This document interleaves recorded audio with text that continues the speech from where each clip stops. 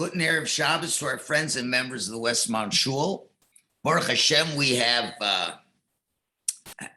gone through a beautiful high holiday season, beautiful Rosh Hashanah, beautiful Yom Kippur, Sukkot, and Mamish Shmini Atzeres Simchas Torah. Unbelievable ruach in our shul, Baruch Hashem. And now we begin from BEREISHIS. We start over another year, a long time until the next Yom Tov, and certainly for many of us, a long time to lose some of the weight that we've put on over the last period of time. And as we start BEREISHIS, we see that it didn't take very long for Adam HaRishon and his wife wasted no time in disobeying Hashem's will. And guilty, he and his wife were swiftly dismissed from the comforts of Gan Eden, and they were kicked out. And subsequently, their jealous firstborn son brutally murdered his own brother, disgracing the earth with murdered blood.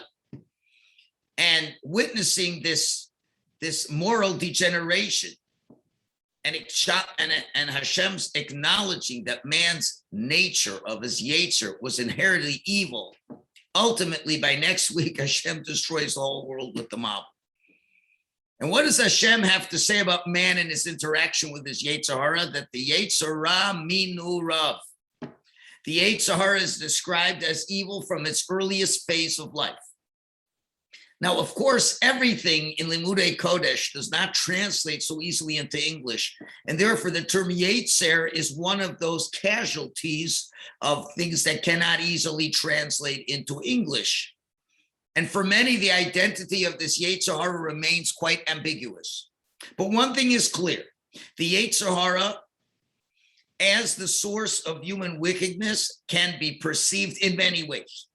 For example, the Gemara in Sukkah lists 7 different names or metaphors for the yetzer hara. Some deem it as the enemy, others portray it as the impure agent, some compare it to a heavy stone, others compare it to a hidden and ominous force. And each metaphor reflects a different perspective, both upon the essence of the yetzer hara as well as upon the source for sin. Now, we know that our sense of human identity is dynamic. In other words, things change. Man's understanding of himself change. And therefore, it's logical that these metaphors describing the yetzer hara for our understanding need to change. Not that we're chas v'shalom arguing with the Gemara, chas v'shalom, but the Gemara was written, and it's emes, but as we are more in a different kind of world with different perceptions, we have to take these ideas and just make them a little bit more relevant to us. So we've got to update the metaphors just a little bit to better understand this pathology of sin and how to avoid sin in our perception of the yetzer hara.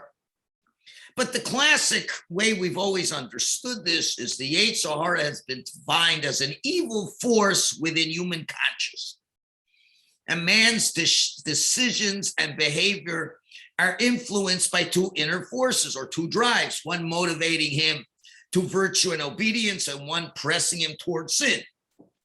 So though these 2 forces are external to our core identity, but they're very deeply embedded within our consciousness that they feel innate. And therefore we have free will choice. And we have to choose which force to follow or which voice to listen to.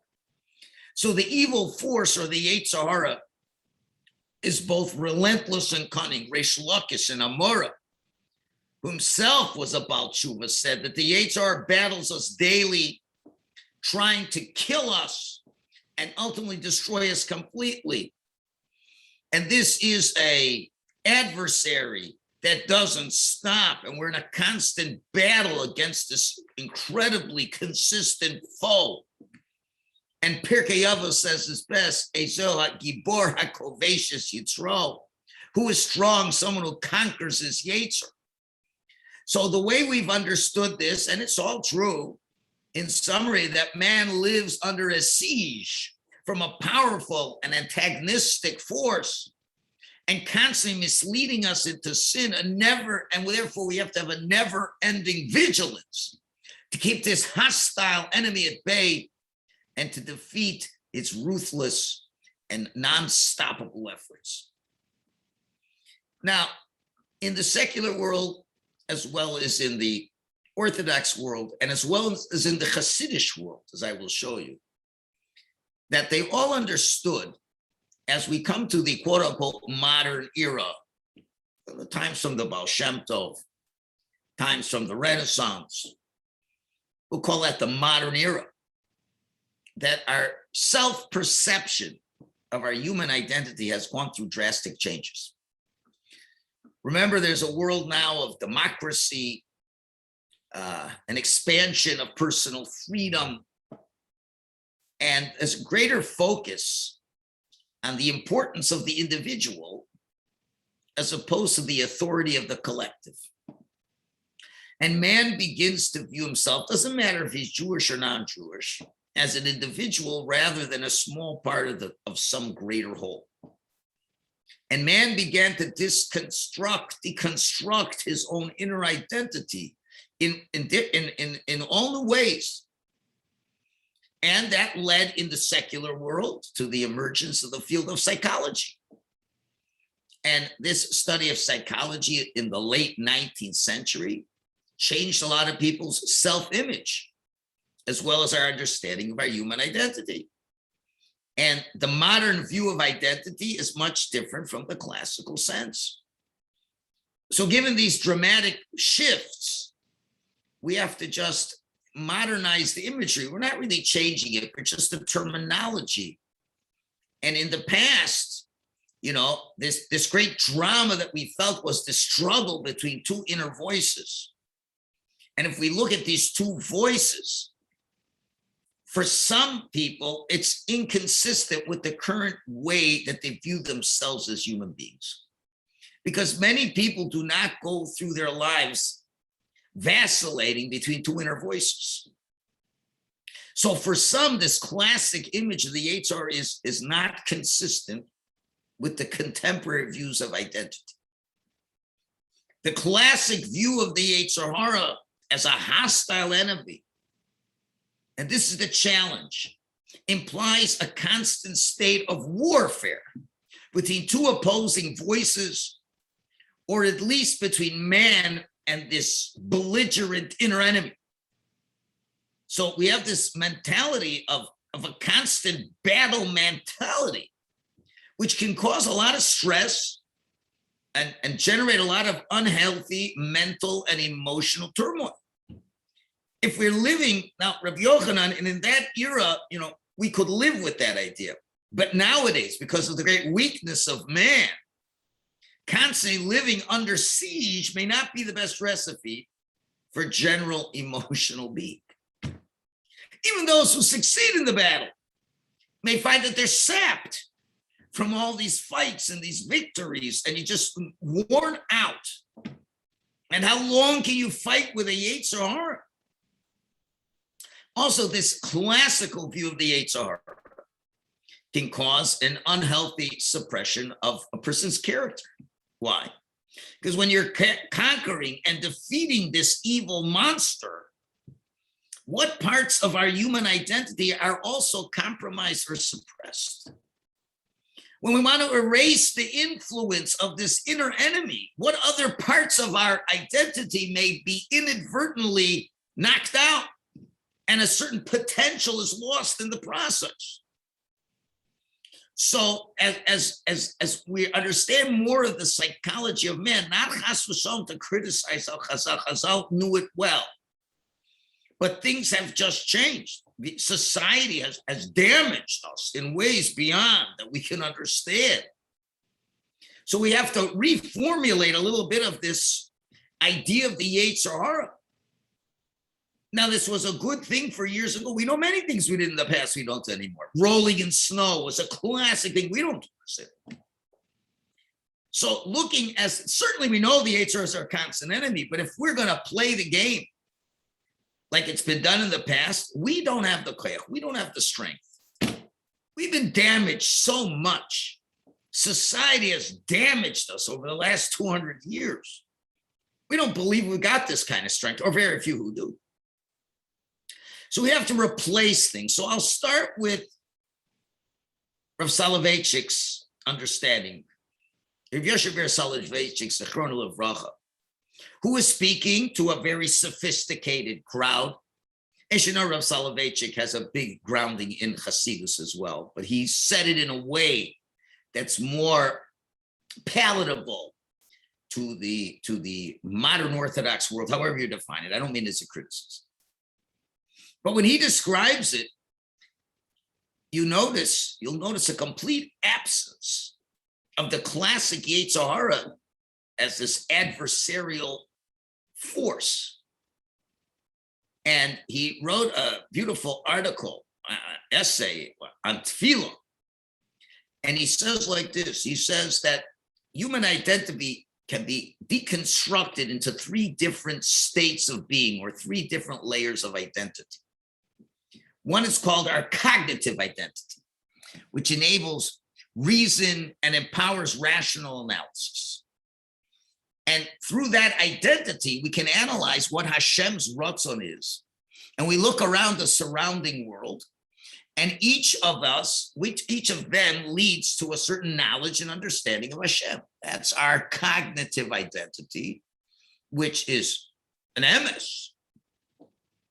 The second state of human identity, he says, is called the ethical will, which is the inclination of man to bend his desires and his decisions towards Hashem's moral law and towards ethical behavior. So our ethical will help us identify Hashem as the absolute moral being, and we feel compelled to use our Tselem Elokim to be like Hashem.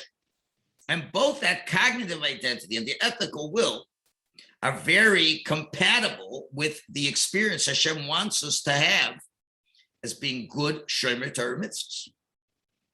That third level of identity, which is called the aesthetic type, that employs the sensual experience to perceive beauty and art.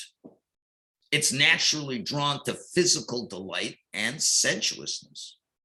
Now, here's the challenge. If that third layer dominates man to experience hedonism, well, he will therefore fall very quickly into sin. But on the other hand, this third level of identity can also be channeled towards ruchnius.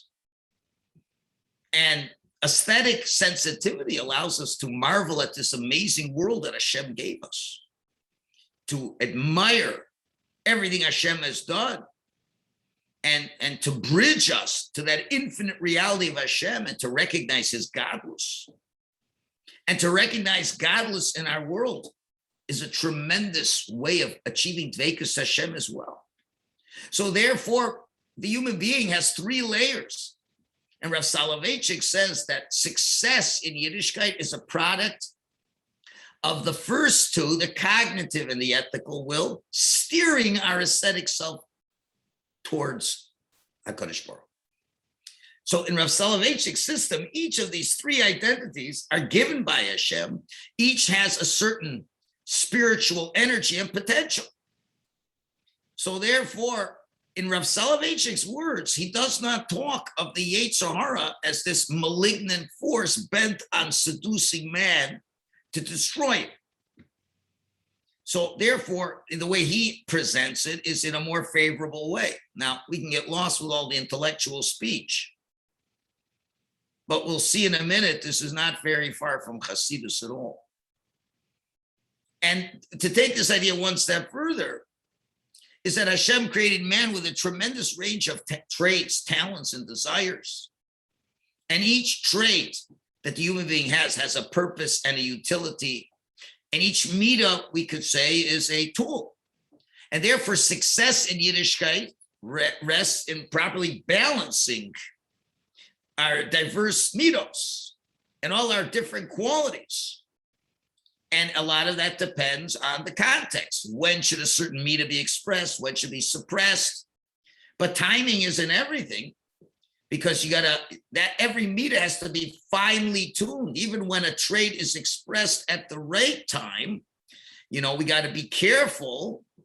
It can sometimes be combined with contrary midos. Not all midos are created equal. Some midos are more mild, while others are more explosive. And if you have an explosive midah, can unleash a tremendous amount of achievement, but we got to exercise caution with it. So therefore, we could say that human identity is a toolbox, and we have to familiarize ourselves with each tool and apply them judiciously. So where does Averis come from? It comes from the failure to properly use the tools or balance them in the right way. Each tool has its function and its value. And as we learn more about ourselves and about life, we're in a better position to control and use our toolbox the best way. So therefore, that's what's happening. Our human identity is always going under flux. And as we get older, things mean different things to different people. But still, we either have the way of viewing the HR as the wicked voice, which for certain people will accurately reflect their self-image and the way they experience Yiddishkeit. But for others, whose identity is shaped by the more modern world, as it were, and our exposure to it.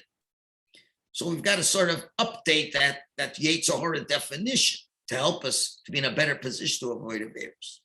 This is what Rav Soloveitchik says. But if we turn to the world of Hasidus, we see it's not really so different. It's just different ways of saying this. And the Sfas Emes, for example, tells us the following. This is, core Hasidus over here. When we ask ourselves, what's the biggest obstacle preventing a person from accomplishing his goals in this world? And many will say it's the Yetzer Hara. Many's going to say it's a lack of discipline, lack of focus. But Hasidus looks at a much larger component that's at play, and they say the real barrier between us and our potential accomplishments is a lack of simcha. And they tell the story of a chassid whose neighbor asked him, who's not a chassid, he says, why do you got to travel to your Rebbe? He asked him. He said, isn't it enough that you pour over the Hasidic and Musar Sforim in your own home? Isn't it enough? You got the Sforim. You work on your midos, you work on your development. The chassid answered, when I sit in my house with a sefer and begin to study, the Yetzer Hara eventually gets up and begins to dance on my table. And then he kicks my book open to the chapter that discusses the very weaknesses of man and how I have to exert myself to overcome the Yetzer Hara. When I start reading that chapter, I give up. And I'm not sure if my ability is stronger than the Yetzer Hara's. But when I go to the Rebbe knows exactly what I'm lacking and what I need to do to repair my faults. He strengthens me, gives me the tikkun. He gives me the rectification that my soul needs. And this is the idea when we go to battle with our Yetzer Hara. We have to go with the Yetzer Hara. The idea is, as the pasuk says, how we have to go out, so to speak. We have to go out to fight the Yetzer Hara. And if we go out, like you find it in Parshas Kiseitze L'Milchama, in many ideas, there's always this combination of the victory in battle with simcha.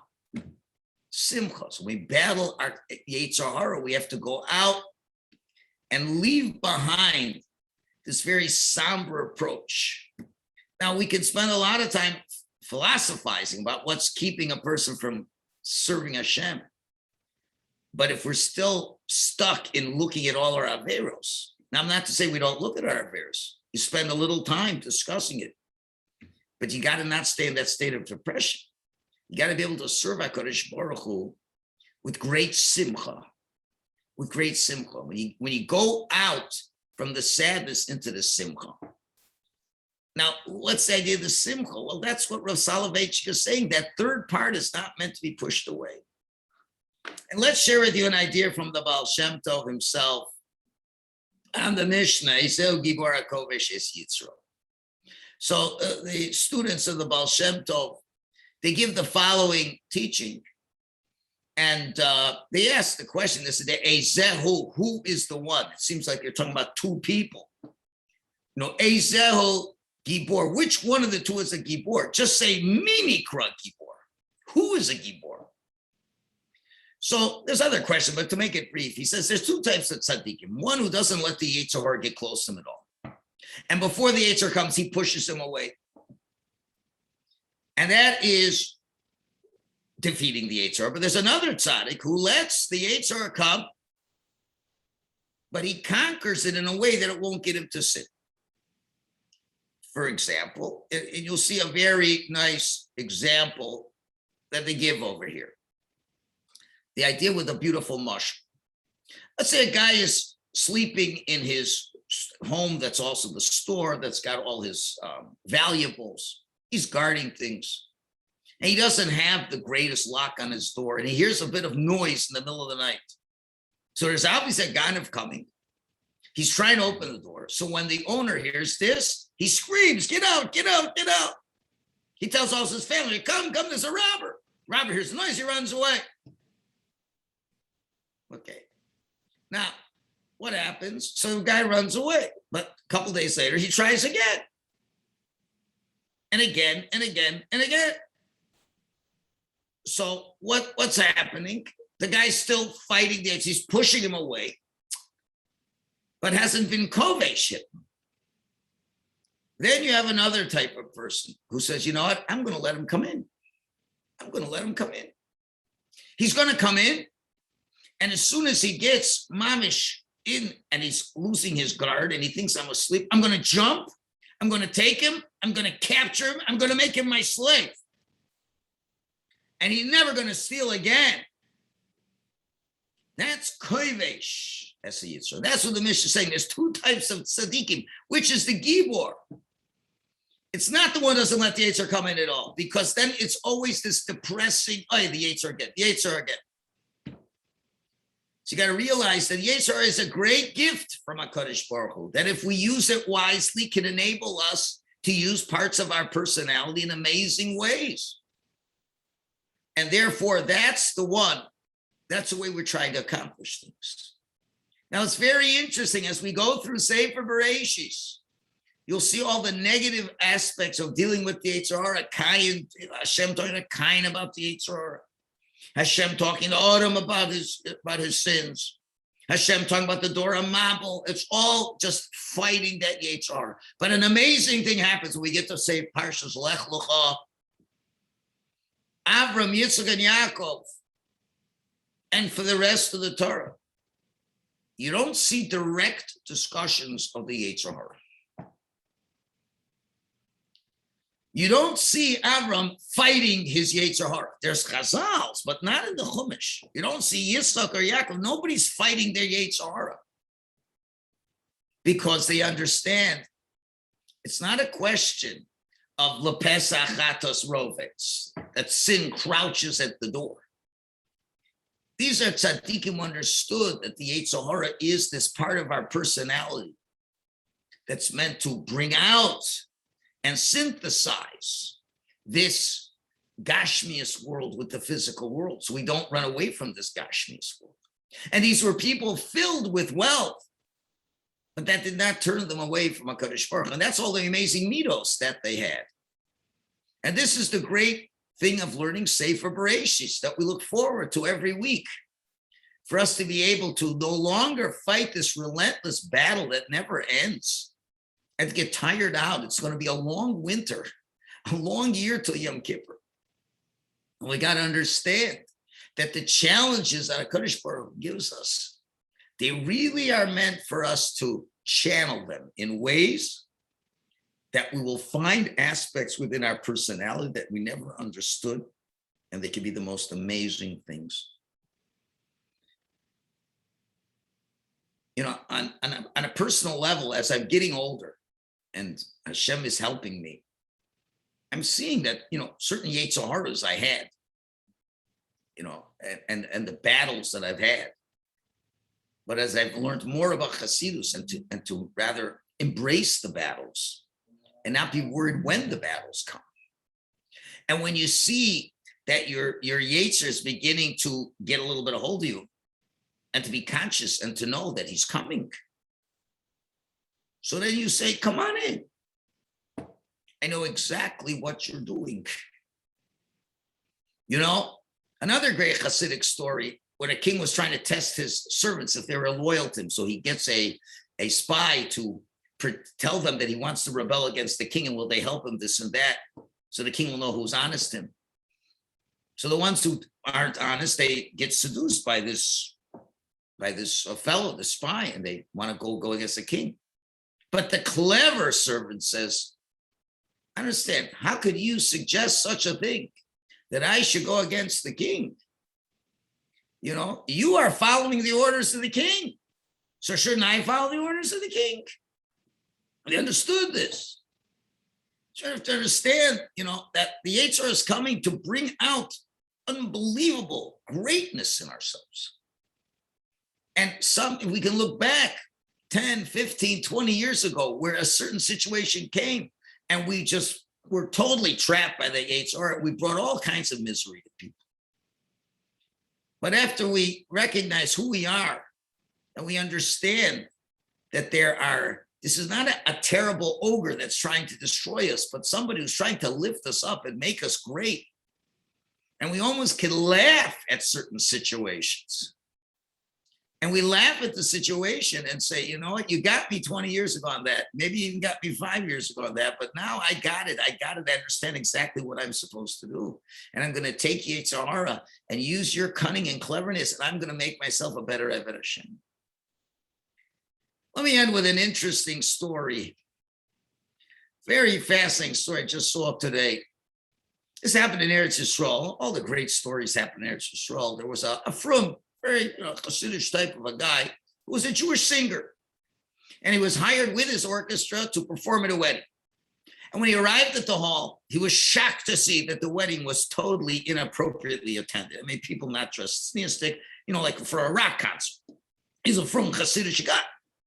So he apologized. He comes to the young couple. He says, I'm an observant Jew and I can't perform at this wedding.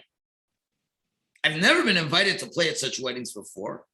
And you should have assumed by seeing the type of guy I was. I mean, you met with me, the type of music I play. I'm not going to play at such a wedding. It was a very sincere apology, but firm. The bride and groom said, no, we're not religious. And you knew we weren't religious, and you were hired for the band. You can't leave us without a band. So the singer, the head of the group, he said his apologies again, but told him that to perform under such conditions was against his principles. Now, all this commotion disrupted the wedding, and in the middle of the disarray, a lawyer comes up to the singer and informs him, it's against the law for you to not play.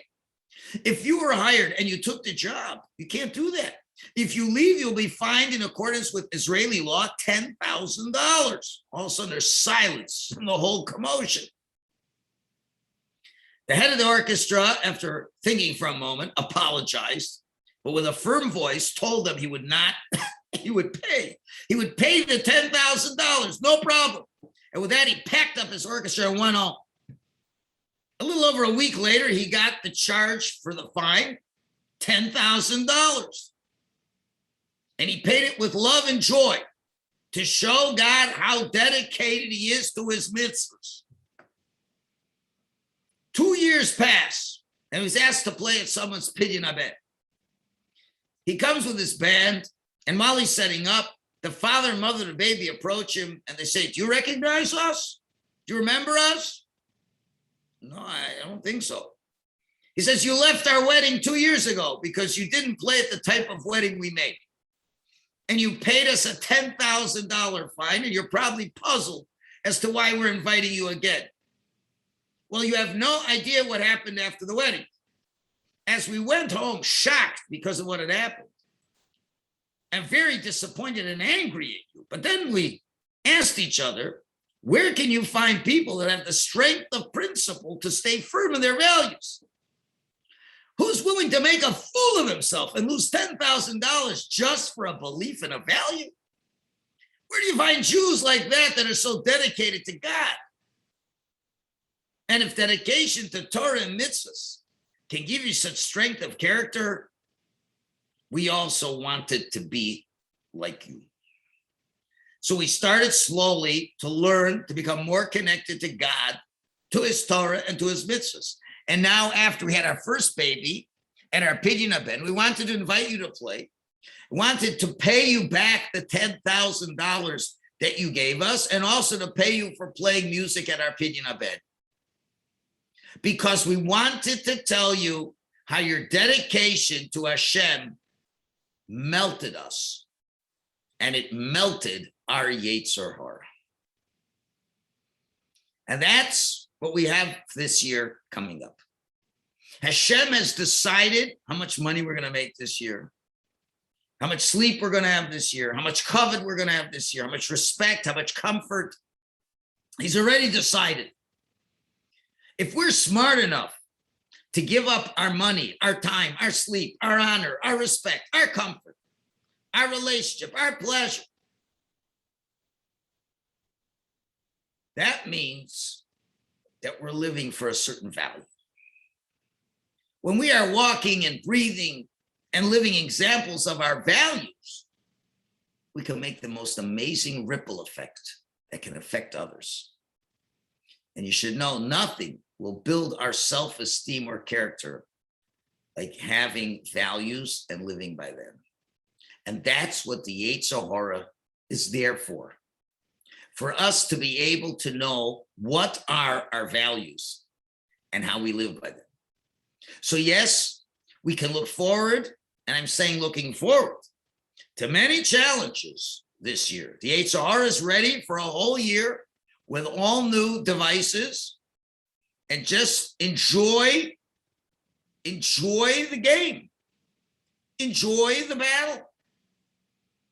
You know, people like to play, certain games, battleships and things like this. But, we know we've left simple say with the Torah HaKadosh. And therefore, no matter how you look at this, from the absolute Hasidic approach, from the psychological approach, from the modern Orthodox approach, it's the same thing. Different ways of saying it, different ways of looking at it. I wish everybody, mamish, such a happy year, because now, as they say, the rubber meets the road. And now we're going to get down to, as they say, real life, real Yetzer Hara, real situations, having to do carpools, people not coming on time for your carpool, all those exciting things in life, inviting people for your house for Shabbos so they don't show up or whatever, getting into issues and shalom bayis, all these things. We don't have the Yom Tovim to keep us that busy anymore. And now the Yetzer Hara has a lot of things to do. And he's going to try to convince us not to learn Torah, all these different things. We have to learn the Yetzer Hara, as Rav Soloveitchik, and as in Chassidus, truly understands that you have to embrace these challenges. And these are the ones that will make us great. Certainly the great challenge that we have to look at now is Limud HaTorah. Now we have time to get back to a routine of Limud HaTorah. And I encourage everyone to try their best to find something to consistently be learning. Whether it's, if you're a man and you like to be in the Smichas Chaver program that we're starting a new Zman next week, we'll be learning the laws of Lechem Mishnah, very fascinating halachas, very relevant halachas. Or a man or a woman to try to join our Nach Yomi program. We're going to start the book of Malachim. And you don't have to be starting before. And we're going to send in the bulletin a sample, first class, and a kahoot you could take. Or if you want to start, as we talked about yesterday in Shul, about Shnai Mikra Vecha Targum, there's something for everyone. There's Yetzer Hara, who is trying to take us away from this, or maybe we could use some of the talents of the Yetzer Hara to be able to increase our Torah knowledge, to increase. And the more Torah we have, as we said yesterday, the more Torah we have, the more we could talk about things that are really important, spending much more time involved in Torah, involved in mitzvahs. And then when you're talking to people, You talk about the Torah, you talk about the mitzvahs instead of other things. See, the Torah teaches us, we talk about the new things we know. So maybe in the past year, you're talking about your Netflix, you're talking about all the news and all these mishigasim, but we talk really well. Well, guess what? The Yetzer has taught us we know how to share ideas with people. And we love to, and that's a great idea. That's part of who we are. But maybe we'll replace what we share with. Share beautiful ideas of Shlomo HaMelech. Share beautiful ideas of exactly how to properly have a Shabbos table. Share beautiful ideas of Simchas HaChaim. There's so much Torah to be learned out there. So much we can share with others. So much chesed to be done. And to share all those. This is the kind of year, as I said yesterday, those who are Maver Seder, but it applies to everything. Hashem we want this year that Hashem should give us Arichas Yomim Vishonim. We want extended days and years. And the question is, why do you need extended days if you have extended years? The answer is you could have a year and a whole year of life, but will it be a quality that every day was used properly? So let's embrace our Yetzer Hara. Let us see how the Avos were able to sublimate the Yetzer Hara. Learn every week from Avram, Yitzchak, and Yaakov, Yosef, Moshe, Aaron, David, and Shlomo, who are our great guests. And now we walk them out to the door to be able to take in these great midos and to have mamish, the year of mamish, a shana that is long with years and so happy with days. Thank you all for listening. Have a wonderful Shabbos.